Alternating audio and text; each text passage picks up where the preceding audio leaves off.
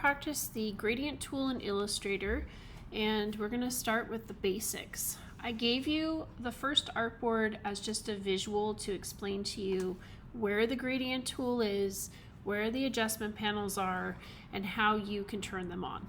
So the first thing is we need to talk about where the tool is. The tool is on the toolbar in the center, and it's usually always turned on unless you've adjusted your settings. You can see from the little pop-out window what kind of things you can do with this tool, which we're going to practice today. Then once this tool is turned on, the panel off to the right-hand side will automatically show you a mini version of your settings. We're not going to really work with this, but I just wanted to show you where it is. And then when an object is actually selected and the gradient has been applied to the inside of the object, your fill over here is going to allow you to open up a panel that's going to let you open up an additional panel, which is a pull-out window or pull-out panel of the gradient tool. And we're going to get to that in just a second. So let's focus on Artboard 2 and let's select our first object. So after the object is selected with your black arrow, you're going to come over here to your gradient tool, and it doesn't automatically apply to the object. We're going to go ahead and actually have to physically click into the object, and what you're given defaultedly is a linear gradient. Linear meaning going across. This is what I want this to look like, and we're going to deselect it and move on towards the bottom. Okay, now let's do the same thing again. Let's find our gradient tool. Let's click on our object, but this time we're going to go to the fill box over here under appearance, and we're going to click on the gradient options. You can close this, and now you're given different choices. We're going to choose radial for this one. Okay, this is when the highlight comes from the center.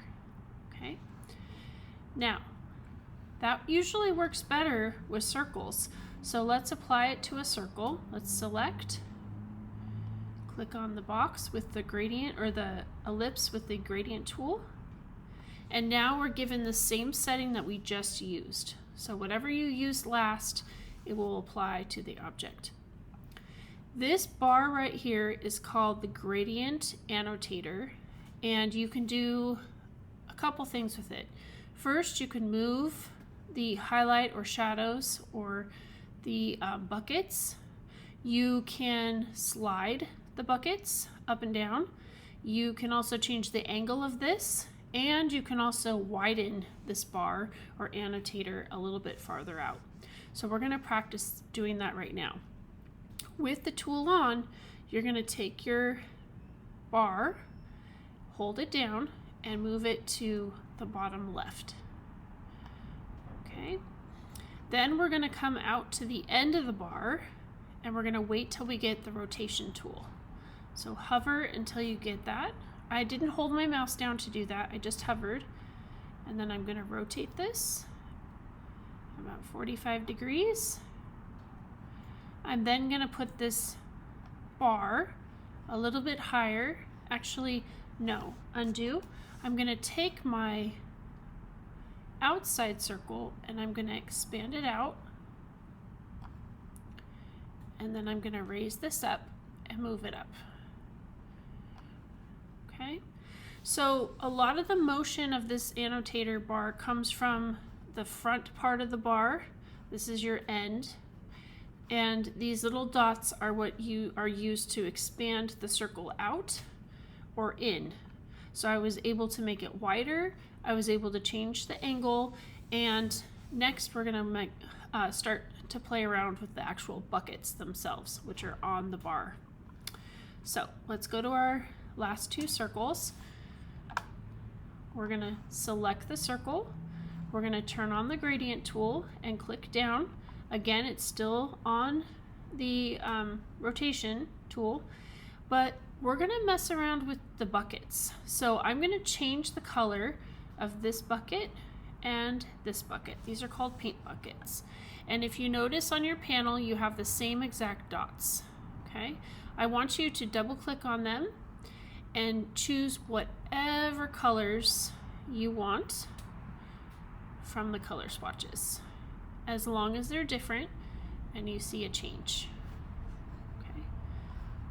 And if you want this to look really nice, I would turn off your stroke. So click on the stroke and turn it off so that it's a floating circle. This would also be the opportunity or time to go back and make sure if you want to move your annotator, you can. Okay, so I'm going to come in here and move this. You don't have to do this, it's all up to you. You could leave it in the center if you wanted to, as long as you have different colors. So we want to see at least 2 colors, gradually going from one to the next. Okay, this one is going to say 3 when you do your assignment, 3 to 4.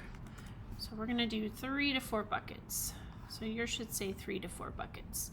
I'm going to click down, turn on my gradient tool, click on my circle, and I'm going to change my one color.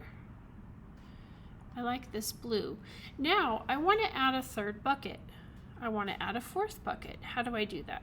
I click onto the underneath the bar and click once. And then I can add a color. And let's say I want to add another color. I'm going to do the same thing. And let's say I'm doing this and I don't like that pink. It's too harsh. I can double click on it and change the color if I want to. Or what you can do is actually pick it up and throw it off of the panel and I'll turn it off. Okay. The other thing you can do is you can adjust the width of these up here, and you can see that everything I'm doing is getting adjusted here. So everything works simultaneously together. I'm not liking this purple transition, so I'm gonna go ahead and actually get rid of it. I'm gonna move my blue in. It's a little more gradual, and turn this into more of a turquoisey blue.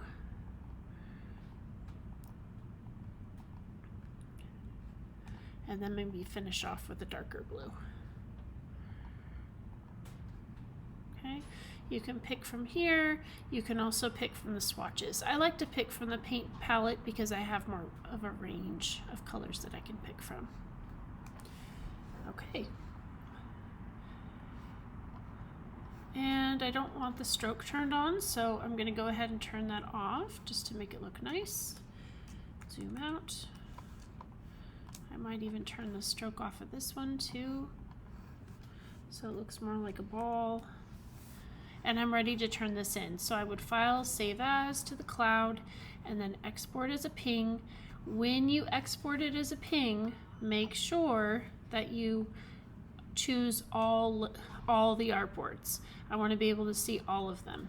So I'm going to export those, choose a white background, and then I'm going to turn those in on canvas.